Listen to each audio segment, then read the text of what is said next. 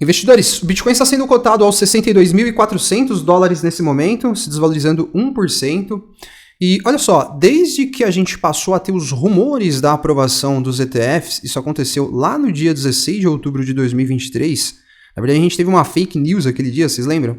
Falaram que os ETFs haviam sido aprovados, não haviam sido aprovados de fato, mas a gente teve uma alta, chegamos a ter uma alta de 10% naquele dia. Desde então o Bitcoin entrou numa frequência de alta que levou o preço até a máxima histórica, né, dos 73, quase 74 mil dólares nesse momento. O BTC teve uma alta de 172% desde então, né? Então, fica claro pra gente que a dinâmica dos ETFs está fazendo o preço do Bitcoin nesse ciclo, certo? É um componente bastante importante. Então, nesse vídeo a gente vai explorar vários dados interessantes relacionados a esse comportamento de ETFs, e eu já quero começar trazendo para vocês o que é o principal insight dessa análise, caras. Que os ETFs, as gestoras, na verdade, dos principais ETFs lá da Bolsa Americana, não estão vendendo Bitcoin, tá? O que está acontecendo? Os clientes estão pedindo saques, resgates, em um comportamento natural, os clientes estão vendendo, se desfazendo das suas posições, em um comportamento normal, tá? Um fluxo de mercado de compra e venda, só que BlackRock, por exemplo, não está vendendo. Como é que a BlackRock iria ter um saldo, investidores, de simplesmente 0 bitcoins transacionados na quarta-feira passada, na quinta-feira passada, na sexta-feira passada? Os clientes estão vendendo, mas as gestoras não. E por que você acha que esses grandões não estão vendendo? Porque eles sabem do que está para acontecer nesse mercado. Eles também estão esperando a bull run, assim como a gente. E eles não estão se comportando tal qual os clientes que compram e vendem os ETFs, né? Porque o cliente, às vezes, o preço sobe, esse movimento chama atenção, as pessoas vão lá e compram. Eles são hipnotizados pelo preço, igual eu falei na análise de ontem. Aí o preço ameaça cair ou começa a cair, aí a galera vai lá e vende. Só que essas gestoras não estão se desfazendo das suas posições. Olha a VanEck também. Como é que um fundo que tem 9.277 bitcoins simplesmente fica zerado 3 dias seguidos? A mesma coisa para Valkyrie, olha só, 3 dias seguidos. Olha o WisdomTree, eles não estão vendendo nada. A semana passada todinha ficou zerado. Como que fica zerado, caras? Não, eles estão segurando os bitcoins. Essa galera aqui, que é uma galera extremamente poderosa quando a gente fala de formação de mercado, não está vendendo Bitcoin. Isso, inevitavelmente, caras, vai se refletir no preço em algum momento desse ano. A própria AllianceBernstein, que também é uma gestora, eles não têm ETFs, mas eles são também uma gestora de fundos poderosíssima, disse que esses inflows, né, ou seja, o capital entrando para os ETFs de Bitcoin, eles deram uma arrefecida, né, esse inflow deu uma arrefecida nos últimos dias, e a AllianceBernstein disse que isso é apenas uma pausa de curto prazo.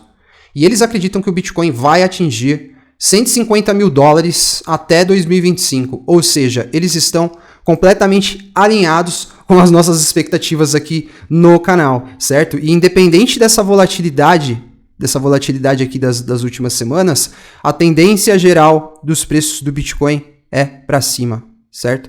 O Bitcoin vem formando topos e fundos descendentes já há um bom tempo, né? E o investidor que quer ter sucesso nessa indústria precisa ter também estômago e coragem, né? Se você quer 500% de valorização, você precisa oferecer para o mercado no mínimo, meu amigo, 30%, 40%, 50% de volatilidade para baixo também, tá? Se você não tiver...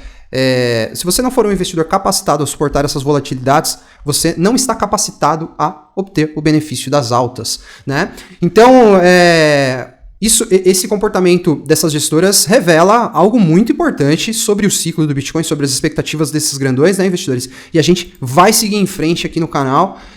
A gente tem mais dados interessantes. Só antes eu quero deixar o convite para vocês se inscreverem e ativarem o sininho de notificações para vocês seguirem acompanhando a atualização do nosso conteúdo. Estamos chegando a 19 mil inscritos aqui no canal, mais de 1 milhão de visualizações. Aqui a gente compartilha análise de comportamento de preço, análises de mercado, como a gente está fazendo aqui agora, e análises de fundamentos também do Bitcoin e de vários outros criptoativos. Então junte-se a nós. Vamos seguir agora para mais dados aqui interessantes relacionados aos ETFs, para a gente entrar depois numa dinâmica para falar um pouquinho mais de preço.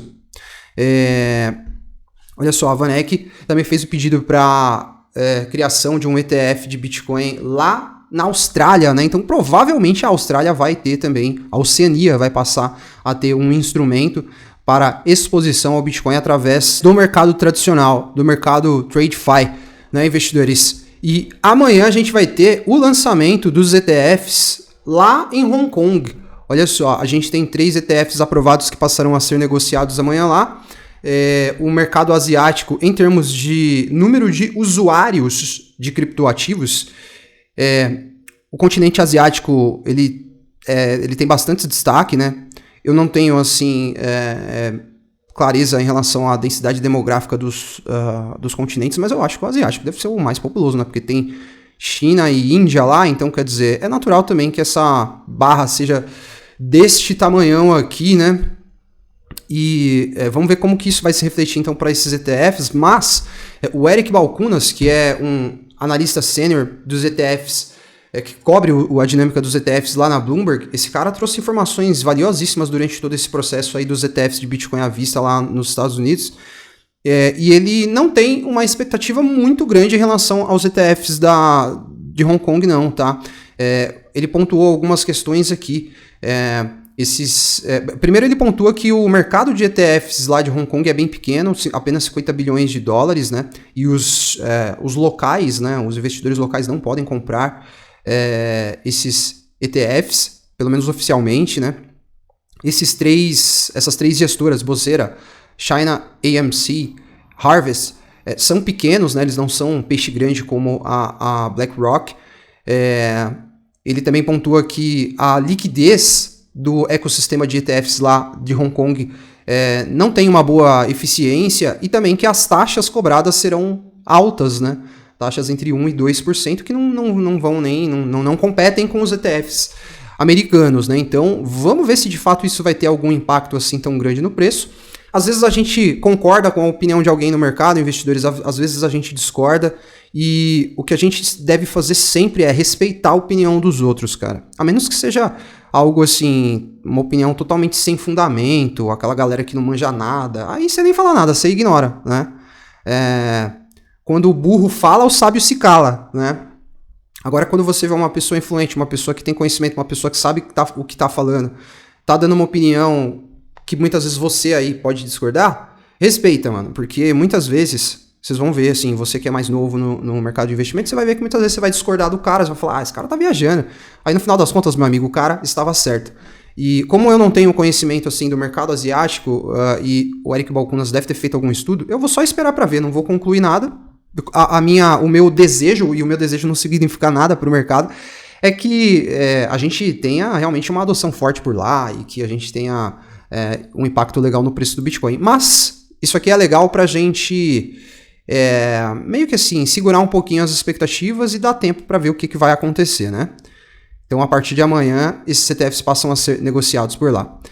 Já falando de uma dinâmica de preços, para a gente entrar aqui na última parte da análise, esse aqui é o Liquidation Heatmap, certo, investidores? E a gente vê que a gente tem uma lacuna aqui de liquidez quando a gente olha o último período de 3 meses, né, desde 30 de janeiro até agora, a gente tem uma lacuna aqui, um hiato em termos de liquidez aqui entre os 60 mil dólares e a região dos 50 mil dólares, né? Interessante observar isso. E há bastante liquidez ali para cima, né? Se a gente olhar esse Liquidation Heatmap nessa foto dos últimos 3 meses, a gente vê que tem mais liquidez aqui para cima, liquidez mais robustas para cima. O mercado vive um cenário constante de buscar as regiões de maior liquidez, mas não quer dizer que ele vai buscar primeiro essa região de liquidez aqui. Ele pode se alimentar de faixas de preço que possuem liquidez mais abaixo para depois, no futuro, se alimentar da liquidez que está mais acima, né? Mas é interessante a gente observar essa lacuna aqui, né? Depois a gente vai ter liquidez só lá na região de 50 mil dólares, enfim. Vamos ver como que isso vai se refletir realmente na formação do preço do Bitcoin. O preço médio dos short-term holders, né, dos investidores de curto prazo, eu tenho pontuado para vocês que isso aqui é o suporte talvez mais importante para o momento do Bitcoin, tá? esse preço médio subiu um pouquinho. Novos investidores estão comprando Bitcoin a todo momento. A gente está aqui fazendo vídeo e tem gente comprando lá. Então, os caras estão entrando para essa conta, então o preço médio está subindo. A gente está ali nos $59.788. Grave esse número porque é muito importante que o Bitcoin não perca realmente essa região aqui, tá? Tá muito próximo dos $60 mil, né? E olha só, o que essa foto aqui sugere? Bitcoin lá, $300 mil nesse ciclo, né, investidores? Olha só. Se ele replicar movimentos explosivos entre 2024 e 2025, tal qual ele fez em 2019 e 20, 14 e 16 e 2011 e 2012, a gente pode ver o Bitcoin atingindo aqueles níveis. Vocês acreditam em $300 mil? Enfim, eu acho ultra mega otimista, né? Aqui no canal eu tô trabalhando com um range entre 150 e 200, não limitado a isso, né? E também não quero nem dizer que vai chegar a isso, mas eu tenho uma expectativa que chegue. E, enfim, isso aqui só mostra pra gente a fase do ciclo em que nós estamos. Eu particularmente acho arriscadíssimo, nesse momento, ficar de fora do Bitcoin e do mercado de criptoativos. E aqui, em relação ao preço, a gente formou uma base, então, aqui nessa faixa dos $60 mil, né? A gente vê que tem uma confluência lá com o preço médio dos novos investidores, né? Dos short-term holders. E, por enquanto, o preço segurando aqui, né? O que a gente observou ali no Liquidation Heatmap é que há uma lacuna aqui, né? Ó, exatamente dentro dessa região aqui, ó. Tem uma lacuna. Eu achei isso um pouco estranho, porque acredito que a galera dos mercados futuros está posicionando os seus stops dentro justamente dessa região aqui, né? 58, 59, $60 mil. Deve haver liquidez e com certeza haverá volatilidade no preço do Bitcoin. Mas, como a gente sempre tem falado, olha isso, a tendência é para cima, certo? A tendência geral dos preços é para cima. Ainda em 2024, creio eu, nós veremos o Bitcoin renovando a sua máxima histórica e iniciando uma escalada em busca dos $100 mil, né? Vamos primeiro falar dos $100 mil, aí chegou nos $100 mil, a gente passa a olhar para os próximos targets, a gente tem faixas de preço potencial lá, como já falei, entre 150 e $200 mil, e a gente vai seguir em frente, firme e forte, porque o melhor ainda está por vir, né? Então fecho o vídeo agradecendo vocês que chegaram aqui até o final da análise, inscreva-se para seguir acompanhando o nosso conteúdo, deixe o like se gostou do vídeo, o seu like é muito importante para que o canal continue crescendo, e é isso, tamo junto, um forte abraço, até uma próxima análise. Investidores, as criptos do relatório Smart vêm tendo uma performance fantástica, mas ainda tem muito potencial para ser capturado pelos nossos portfólios. E para trazer mais assimetria, agora nós temos o Mega Gemas. E além disso, todo mundo que compra o relatório recebe um e-book completo de bônus. Com esses materiais, com certeza você vai conseguir fazer ótimos resultados nesse mercado e se tornar um investidor de alto nível. Recomendo fortemente que você acesse o link da descrição aí agora para conhecer esse trabalho.